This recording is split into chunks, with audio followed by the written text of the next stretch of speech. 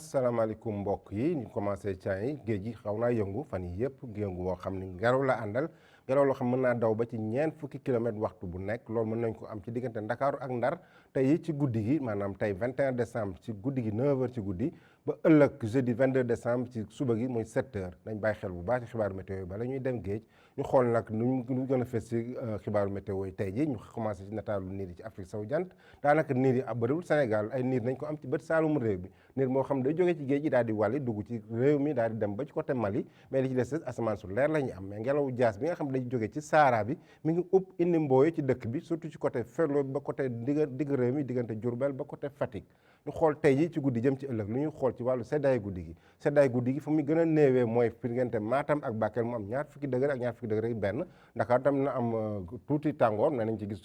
bi ci kanamee digg réew mi nag na xaw a sedd tuuti nañ am fukki degré juróom-ñett bi fukki degré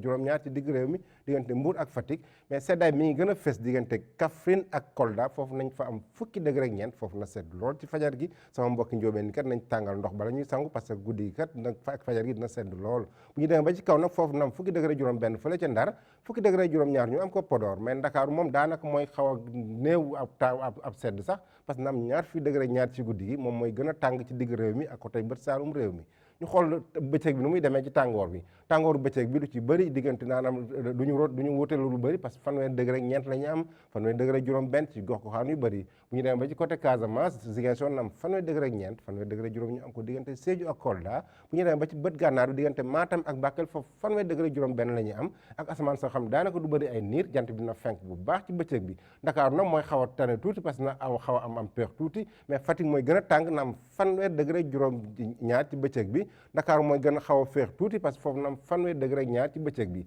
donc mbokk yi bu ñu ko tënkee tàngaay bu fees dañuy am ci bëccëg mais tàngaay du weesu ñeent fukki degré mais ak sedd boo xam ne dañ ko ràññeele lool diggante Kaffrine ak côté Kolda foofu fukki degré ñeent la ñuy am mais ñu fàttaliwaat rek géej gi na am yëngu ci tey ji ci guddi jëm ci ëllëg loolu ngelaw lu fort la ñu am sama mbokk yi nappkat nañ bàyyi xel bu baax ci xibaaru météo yooyu donc loolu lañ leen indiloon tey mais bu leen fàtte dem ci suñu site yi bu mel ni Facebook ANACIM Twitter ak YouTube pour ay xibaar yoo xam ne dañ ko gën a yeesal mbokk yi loolu lañ leen indiloon tey di leen dig daje ba suba ak jàmm wasalaam